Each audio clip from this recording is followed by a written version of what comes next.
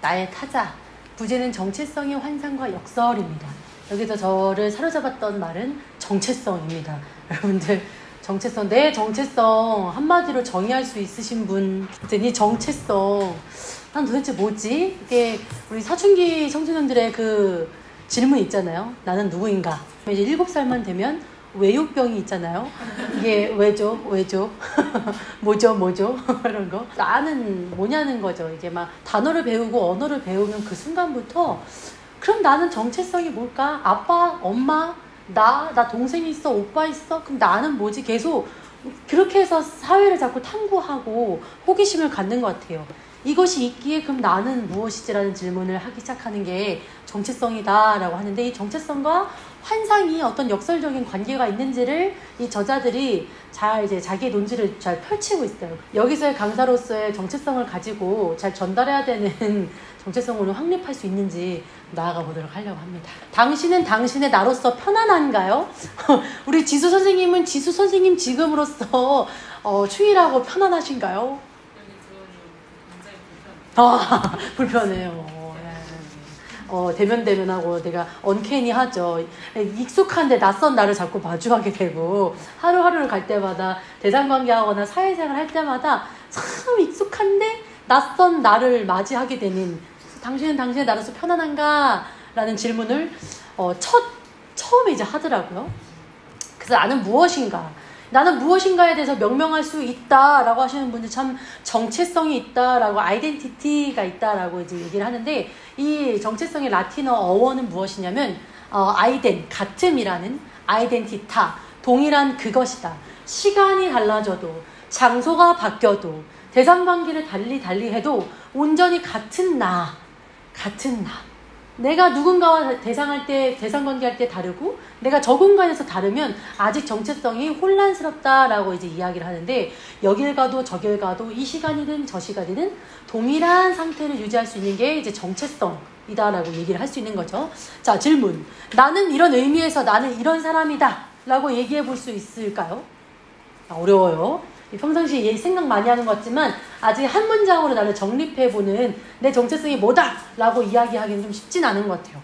그 우리 좀 쉽게 사회생활 할 때 있잖아요. 새로운 공간 가면 자, 자기소개 해주세요 라고 했을 때 가장 먼저 물어보는 게 이름, 나이, 직종, 그리고 거주지, 요 4가지.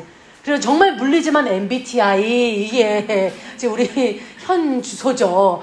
보통 이제 이름과 나이 나오고, 그 나이 정도에 이 정도 직장이면은 어떤 주장성과 어떤 삶을 살고 있구나를 예측하죠. 타자가 나를 예측할 수 있도록 제공하는 게 이 자기소개라는 거죠. 그게 꼭 이제 정체성이라고 얘기할 수 있다고 하는데, 어느 사회에 가서 저는 검은색을 좋아합니다. 검은색을 좋아하게 된 이유는요, 제 근본적인 환상이 이러이러하기 때문에 이런 언어로부터 소외되어 검은색 좋아하게 됐습니다 라고 하지 않죠, 우리 많은 부분. 근데 이렇게 자꾸 물으며 나아가는 게 나의 정체성에 가까워지는 대답이다 라고 저자들이 이제 이야기를 한다는 거죠. 나는 무엇인가 했을 때 랭보는 나는 타자이다 라고 얘기를 합니다. 타자가 보는 나가 이제 정체성인 거예요. 나는 내 개인의 것은 이렇지만 사회에서 나를 전문 독서클럽 강사로 명했으면 그저 여기서 이제 청소 이렇게 빗자루짓 한 게 아니라 빔 프로젝트를 통해 내가 담당한 책에서 최대한 저자가 이야기하는 것을 청중들에게 전해야 되는 그 정체성으로서 존재하기 위해 무던히 노력하고 있는, 그럴 때만이 나는 정체성을 가졌다라고 이제 이야기를 하는 거죠. 이런 의미에서 나는 아직 잘하는 게 없나 봐. 나는 뭐 장단점이 없나 봐. 나는 정체성이 없나 봐. 이 사회에서 어떤 존재를 있어야 될지 모르나 봐. 모르는 게 당연하지. 아직 우리는 타자로서의 존재 정도까지 왔으니까. 근데 점점 정체성으로 이제 향해 나아가는 여정의 가능성을 탐색하는 것이 우리다라고 이야기를 이 책에서 하고 있습니다. 자, 그래서 저의 질문이, 당신이 당신의 나로서 편안할 수 있는 방법이 무엇일까요? 정체성을 가지고 나는 이런 사람이야, 난 이런 기준에 있어서 선택해, 혼란이 아니라 선택을 위해서 핀잔과 질책을 받을 수 있는, 굉장히 나를 편안하게 만들 수 있는 내 정체성 어떻게 찾아가냐라는 방법을 이제 3가지로 정리해 보려고 합니다. 열정적 애착이라는 걸 우리는 해요. 그 열정적인 애착을 균열을 내야 돼요. 동일시를 하면서 그냥 강박 행동을 하는 것에 질문을 해야 되고, 안티고네라는 인물, 누구라는 인물로 살기 위해서의 어떤 과정을 실행하면서 저 당신이 당신의 나로서 편안할 수 있는 방법을 한번 탐구해 보면 좋을 것 같습니다. 자, 정체성 아이덴티티, 나라는 인식이 동시에 타인이 나를 받아들이는 방식을 이제 아이덴티티, 정체성이다라고 정리하고 있어요. 정체성은 나라는 인식을 어떻게 하냐면 일단은 동일화를 해요. 무조건적으로 라깡에 의하면 거울 단계 있잖아요. 내가 나로서 절대 만날 수가 없다. 거울을 보면서 누구네? 근데 그 누구가 나로 인지하고 있는 그것. 손을 들었더니 같이 드네? 손을 드는 존재로 이제 명명되고, 웃으니까 엄마가 좋아하네? 나는 웃어야 되는 존재구나라고 명명받는 그 동일시하는 동일화가 있어요. 아이덴티피케이션이라고 동일화 과정을 해 나가는 것입니다. 근데 이제 정체성이 동일화했을 때 자기감이 들어요. 충실해지고요. 뭐가 꽉 차는 것 같고요. 근데 정체성이라는 것은 이 개인의 자기감보다는 좀 더 세계의 존재에서 인정을 받아야 돼요. 인준을 받아야 돼요. 그래서 정체성은 있지만 자기감이 없으신 분들도 있어요. 나는 의사로서 정체성은 있지. 사회에서 명명한 것은 있지만 의사로서의 내 행위에 대한 자기감이 없을 수도 있다는 거죠. 내가 사회로서 인정받고 세계의 존재로 존재하기 위해서의 어떤 회로, 이것들을 자기감, 동일화, 정체성, 보시면은 정체성은 아이덴티피, 파생어인데 식별하고 확인하는 거예요. 뭘 확인하냐면 이렇게 대중들이 막 있잖아요. 이 중에서 나라는 색채를 식별하고 확인할 수 있게 하는 것이 있으니까 그럼 너는 정체성이 있는 거야. 근데 아직 대중에 속해서 대중이 이렇대라 우욱하고 식별과 확인이 되지 않은 존재이기 때문에 정체성이 있다고 말할 수는 없다. 우리는 이렇게 차이, 정체성으로서 한 개체가 자신과 맺는 관계라 딱 붙어있는 게 아니라 무엇과 무엇에 대한 관계 속에서 저 차이를 식별하고 확인하면서 가는 운동성이 있어야 정체성으로 나아갈 수 있다라고 얘기를 하는 거예요. 그래서 나는 이 많은 사람들 중에 누구라고 말할 건데, 난 무엇을 하는 사람이라고 얘기할 건데, 우리 조직이 어떤 정체성을 갖냐는 것은 무엇을 하는 우리는 사람들이야? 육체가 아닌 정신을 지향하며 책으로 진리에 다가가며 우리의 선택에 차이를 만들고자 하는 사람들이야 라는 명확한 정체성이라는 게 있죠. 그저 대중이 아닌 식별과 확인할 수 있는 그 무엇이 있다는 거죠. 자, 보면은 근데 동일화 순간이 있어. 아이덴티피케이션, 나는 누구지? 라고 질문을 했을 때 정체성이라는 건 시간 속에서 성취되는 자기 동일화의 과정이라고도 정의를 해요. 나는 어떤 정체성을 가지고 있냐면은 이렇게 두둥거리면서 나타나요. 자, 웃어봐. 웃는 것이 좋구나. 나 웃는 존재로 존재하고 있구나. 우리 집 기둥이자 너는 살림미천이야. 여자는 공부할 필요 없지. 결혼만 잘하면 돼. 그러니까 남자를 잘 구슬릴 수 있는 기술만 배우면 돼. 라는 정체성. 그렇게 말하는 대상, 그런 뉘앙스들과 자기 동일화를 계속 붙여놓고 하고 있는 거죠. 남자아이니까 바지를 입어라. 여자아이니까 치마를 입어라. 소변을 볼 때 서서 싸라. 앉아서 싸라. 이런 여성, 남성으로 정해져 있는 거, 집안의 장남인지 차남인지에 대해서 다 명명되고 호명되는 걸로 그 가족들과 내 사회가 말하고 있는 것에 자기 동일화를 하고 있어요. 붙어 있어요. 그래서 나는 누구지라는 질문이 아니라 솔직히 내가 그런 존재라고 했지? 그 대상에 내가 그런 존재라고 했지? 그러니까 그것이 내 정체성이지? 라고 타자를 동일자로 만들면서 정체성으로 해나간다는 거죠. 이런 반복적인 운동이 우리에겐 동일화로 있다. 그래서 주체는 이런 원초적인 열정적 애착을 하고 있다고 버틀러가 이야기를 하고 있어요. 그저 동일화되어 있는, 호명되어 있는 내 경험 이전부터 있었던 체계와 규칙과 내 존재와 언어와 그 느낌과 여러 가지 그 원초적인 것에 열정적인 애착을 갖고 있는데, 라캉은 이것을 근본적인 환상이다 라고 얘기를 합니다. 이 근본적인 환상 딱 들어보면은 뭔가 주체가 주체 같지도 않고 뭔가 설계되어져 있는 것 같고 정체성이 없는 것 같아 보이지만, 이 호명된 것만으로도 붙잡고 있으려고 했던 주체가 우리의 본질적인 존재라고 하는 거죠. 자신에게 상처 줄 호명인 것을 거부하지 않는다는 것은 자신이 호명이라도 있어야 존재하기 때문이다라고 얘기하는 거죠. 참 무겁고 어렵고 다 상처가 있고 있는 것 같지만 그거부터라도 시작을 했었어야 되는 것이 이제 우리의 존재다라고 해요. 가요는 상징계적 동일시, 검둥이, 나쁜 년 이런 것들과 함께 일단은 동일화하면서 언캐니하면서 낯선 것이면서 나를 좀 찾아가려고 하는 운동, 그 전에 가장 근원적인 것은 가요는 상징계적 동일시가 있다. 찾아봤어요. 나한테는 이런 열정적인 애착이 무엇이 있을까 찾아봤더니 일자의 균열에 내야 되는데 이게 버틀러예요. 버틀러가 우리가 이런 지배적인 명령이나 호명, 변형하거나 확장하기 위해서 어떤 질문을 하고 있니? 라고 우리에게 오늘날 물어보고 있습니다. 자, 두 번째는 동일화된 강박 행동의 질문하기인데 그런 얘기해요. 안정되고 깔끔한 나란 어쩌면 불가능한 환상일 수 있어. 완벽하게 네 정체성으로 산다는 거 어마어마한 환상일 수 있어 라고 얘기를 합니다. 그래서 우리가 할 수 있는 것은 정체성, 끝없는 타자에 대해서 문제를 제기하고 틈새와 차이를 담고 있으면서 묻고 나아가야 된다고 하는 거죠.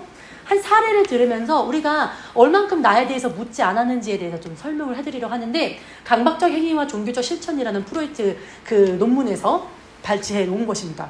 내가 아는 한 소녀가 있는데 세면 후에는 강박적으로 세숫대야에 수차례 세숫대야를 닦어. 내 손을 닦았는데 끝났어야 되잖아. 근데 세숫대야를 팍팍팍 닦는 거야.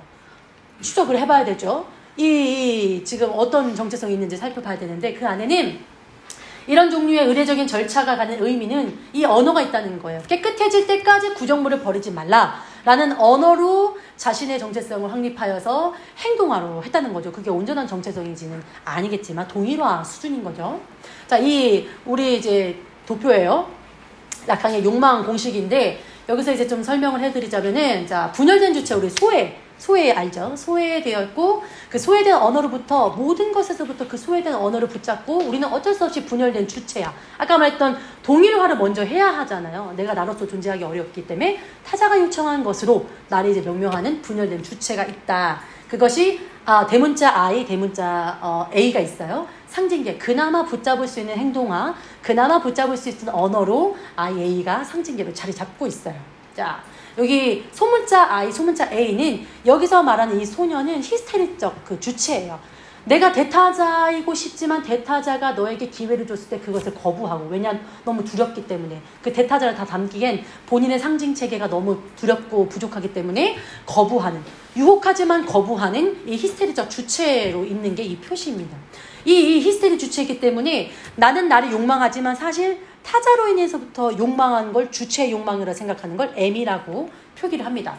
디자이어라 하는 욕망, 우리가 나눠도 매워도 끊임없이 생기는 그 욕망을 얘기하고, 이제 마름모 모양이 있어요. 분열된 주체와 마름모하고 D 있잖아요. 이 마름모는 어차피 라캉의 주체는 주체로 있을 수 없고 소문자 대상 A, 매혹 대상인 이 향유할 수 있는 그 무엇으로부터의 주체가 있을 수밖에 없다는 그 주체와 소문자 대상 A와의 관계를 마름모로 표기를 합니다. 그래서 저 위에 있는 분열된 주체는 분열된 주체이기 때문에 소외되었기 때문에 욕망이 있을 수밖에 없는 관계를 말하는 표시고, 분열된 주체에 소문자 대상 A에 매혹될 수밖에 없는 환상을 할 수 있는 존재가 될 수 있는 관계를 말하고 있는 거예요.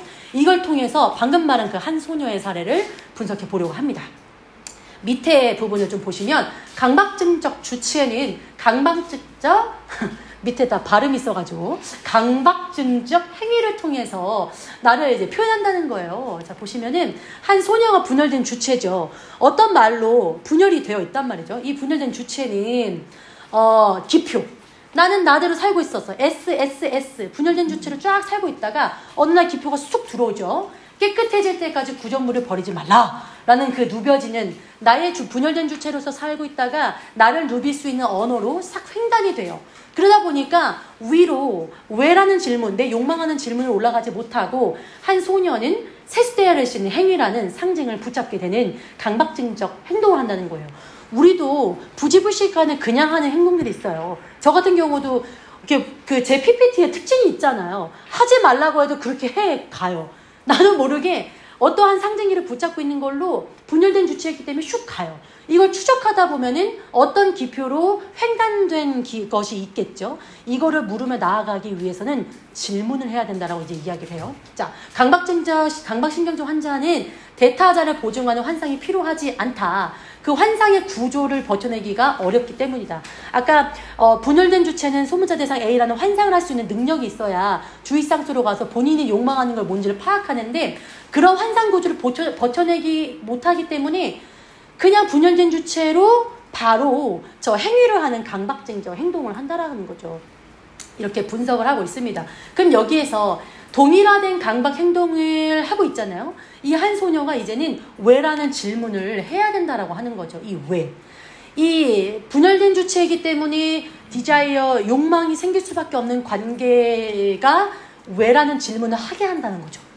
분열된 주체이기에 욕망이 끊임없이 올라오는 존재를 인정하는 그 순간엔 내가 왜 이런 강박 행동을 해야 되는 거지? 나의 강박은 무엇이지라는 왜라는 질문을 통해서 위에 환상할 수 있고 정신의 영역에까지 나아갈 수 있다라고 하는 거죠. 이 메워도 채워지지 않은 자녀몰래 디자이어가 있는데 이 디자이어는 분열된 주체를 자꾸 이제 환상하게 하는 왜라는 질문을 하게 한다. 그래서 종당에 우리가 쾌보이라고 하는 무엇을 원하는가? 라는 질문을 하게끔 하면서 종당에 내가 무엇으로부터 분열됐는지 그로 인해 뭐 어디에 매혹되는 대상인지를 연결할 수 있는 환상할 수 있는 존재가 된다라고 이 그래프를 통해서 이야기를 하고 있습니다. 이걸 통해서 우리는 오늘날 나도 어떤 반복되는 행위를 하고 있어요. 이거 왜 하지? 왜 할까? 했을 때 왜라는 질문을 하기 위해서는 내 어디에 결여가 있는지를 확인해 봐야 돼요. 제가 PPT를 막 준비하고 훈련을 막 하는데 저도 참 고질적인 것이 하나 있어요. 그 하나 있는데 왜 그럴까 했더니 저희 아빠가 기타를 치셨어요. 오랫동안 기타를 치셨는데 초등학교 4학년 때부터 기타 치셨는데 그때 느낌적인 느낌으로 선율을 이렇게 치신 거죠. 그랬는데 뭔가 아버님의 결여에 의해서 그걸 채울 수 있으셨었나 봐요. 그래서 그때부터 음악과 함께 좀 긴장을 좀 상쇄시키고 긴장을 상쇄시키는 지금은 굉장히 건강한 취미로 자리 잡으셨는데 아빠가 하시는 목소리가 있으셨어요. 나는 악보를 볼 줄 몰라. 그냥 느낌적인 느낌을 치는 거야 라고 하시는 거예요. 제가 이 책을 볼 때 딱 첫 페이지를 피잖아요. 그러면은 이제 뭐 정체성에 대해서 어원을 찾아보고 어디부터 역사가 시작했는지 꼼꼼히 가는 게 아니라 느낌적인 느낌으로 쫙 읽어요. 읽다 보니까 나는 좋지. 근데 설명의 국면에 왔을 때는 기승전결과 원인과 인과성이 없는 거예요. 이런 나의 행동, 내 분열된 주체가 그 언어로부터 악보와 순서가 없이 치는 게 천재적인 건가 봐. 아버지의 남근이 그렇게 내가 동일시 되고 싶은가 봐. 디자이어. 계속 분열되는데 계속 채우고 싶고 계속 갖고 싶은 내 욕망. 남근, 팔루스를 갖고 싶은 이 힘이 악보를 보지 않고 그 체계를 알지 않지만 그 세계에서 자유롭게 놀고 계시고 이렇게 뭔가 삶을 좀 잘 풀어내시는 모습에 동일화를 막 해서 행동화했다는 거죠. 근데 공부를 하다 보니까 잠깐만 이거 나 아닌 것 같고 내가 좀 더 원하는 내 욕망의 주체는 무엇이라는 것. 그래서 나는 무엇을 원하는가? 아빠의 그 악보 보는 그 천재성을 원하는 게 아니라 내가 나로서 정체성이 있는 사회적 어떤 그 아이덴티티 그게 내가 갖고 싶은 거였다. 그래서 나는 주의상수로 환상도 있고 그 환상 때문에 현실도 극복해내고 방은 없고 집은 없지만 내가 어떤 집을 살고 이 환상이 계속 출몰되는 정신성으로 간다라고 이제 이해를 좀 했어요. 그래서 여러분이 이제 그냥 행동했다가 이거 왜지? 불평불만하라고 왜 하는 게 아니라 안티를 하자고 왜 하는 게 아니라 무엇이 본질적으로 내가 원하기에 지금의 행동을 하고 있을까? 어떤 언어로부터 횡단되었기에 나는 지금 행동을 하고 있을까? 질책하려는 것이 아니라 무엇을 원하는가의 캐보이로 나아가기 위해서 우리는 오늘날 동일화된 강박 행동에 질문을 해야 된다라고 하는 거죠. 이 과정이 얼마나 어렵겠어요. 안티고네가 그런 행위를 했다는 거죠.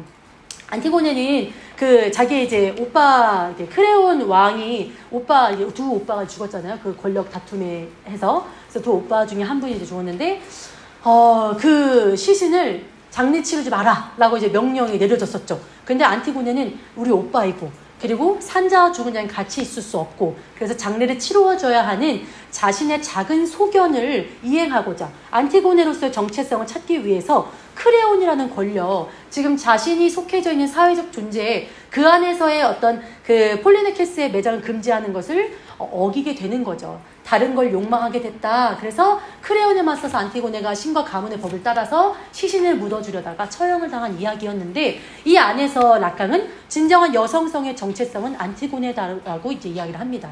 뭔가 죽음과 같은 것에 빠져드는 것 같아요. 지금 내가 명령된 동일화된 언어에서는 이렇게 하면 안 된대. 근데 나의 정체성에 대한 캐보의 물음을 하면서 기존에 있었던 데에서는 죽음과 같이 빠져드는 것으로 경험하는 거예요. 내가 죽음과 빠져드는 걸 선택한 게 아니라 이 부정을 부정하기 위해 죽음 충동을 이기는 죽음 충동을 하기 위해서 죽음과 같은 것에 빠져드는 것을 그냥 느낄 뿐인 거죠. 진정한 행위라는 것은 대타자로 가릴 수 없는 어떤 몸짓을 무릅쓸 때 진정한 행위, 정체성을 확립할 수 있는 행위를 할 수 있다라고 하는 거죠. 그런 이야기입니다. 네, 안티고네의 결정은 굉장히 직접적이고 우발성이 있고 특수한 사례였어. 그래서 헤겔은 그것을 참 부정하는 면도 있지만 락항은 그것이야말로 스스로 감추는 곳에서 출현할 수 있는 정체성이다 라고 얘기를 합니다. 그것이 탈중심성인 건데, 이야기를 하면 이 안티고네가 얼마나 힘이 들었겠어요. 힘이 든다고 표현이 안 되고 그냥 생사의 기로에서 그냥 살을 선택한 거죠, 사실. 그러면서 자기의 그 작은 공주로서 또 여성으로서 자기가 옳다라고 생각하는 정체성의 한마디를 지키기 위해선 자기의 목숨을 거는 거죠. 우리의 정체성 왜 지금 확립되지 않았을까? 그만큼 정체성을 확립한다는 건 어려운 거예요. 어려운 거예요. 그냥 난 이런 사람이래요. 우리 아빠가 의사니까 나도 의사래요. 그게 정체성이고 좋죠. 그것도 힘든데 나로서 질문을 가지면서 K보이의 질문을 하면서 잠깐 지금에서의 것을 느끼면서 가는 게 얼마나 어렵겠어요. 그만큼 안티고네로 살기 위해서 굉장히 강력한 과정이 우리에겐 있다라고 하는 거죠.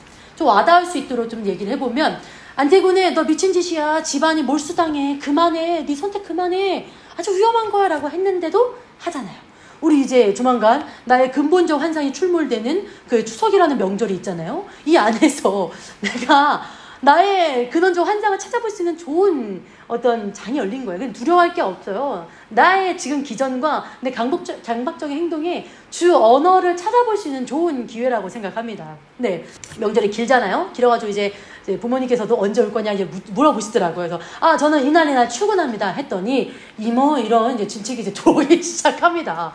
너 때문에 4명이 못 모이지 않니? 네가 집안의 문제야. 라는 식의 이제 언어가 이제 막 들어와요.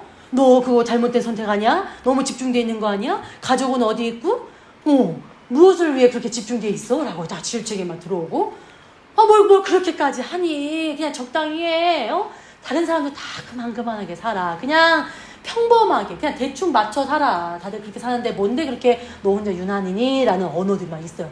이거 하시는 걸 걱정이시겠죠. 나는 육체가 아닌 정신으로 내 삶을 뚫어낼 거야 라는 작은 명제 하나 지키기 위해선 이만큼의 많은 핍박과 저만큼의 많은 곤란함과 주체의 위치로서의 입장이 굉장히 곤란해질 때가 너무 많아요. 이런 일을 겪어가면서 사회에서 전문 독서클럽의 강사로서 이 25분을 담당하는 정체성을 그제서야 갖는 거라는 거죠. 이게 저희가 2주에서 한 달, 많게는 2달 동안 계속 고민하면서 나아가잖아요. 이 25분을 위해서. 근데 이 25분의 이 시간이 앞으로의 25년에 어떠한 반향을 일으키지는 아무도 모르는 거고 그게 옳은 일이다라는 것을 내 정체성으로 삼기 때문에 한 발짝 뛸 때 이 정도의 말들, 미쳤어, 내가 좀 별종이야, 이런 말들 그냥 들을 수 있는 거죠. 왜냐?